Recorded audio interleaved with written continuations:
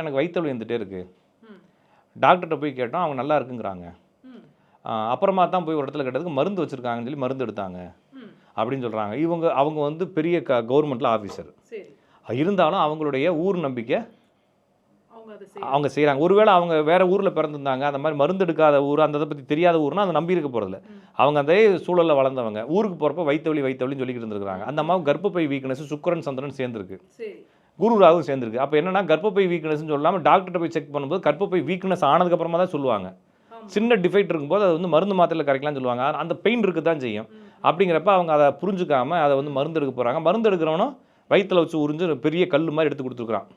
இந்த கல் உள்ளே இருக்குது, யாரோ மருந்து கலக்கி வச்சுக்கிறாங்க உனக்கு சாப்பாட்டில் அப்படின்னு சொல்லியிருக்கான். இவங்க நம்புகிறாங்க. ஒருவேளை அந்த நம்பிக்கை வந்து இவங்களுக்கு என்ன செய்யலாம், மாற்றத்தை கொடுக்கலாம். ஆனால் அது பொய்யின்றதை அவங்களுக்கு புரிஞ்சுக்கணும். அப்போ இந்த பில்லி சூனியம், சாமி ஆடுறது, இந்த மாதிரி நம்பிக்கைகள் எல்லாமே நம்பிக்கைகள் வரைக்கும் தான் அது உண்மையை தவிர அதை கடந்து எந்த நம்பிக்கைகளும் அது உண்மையானது அல்ல.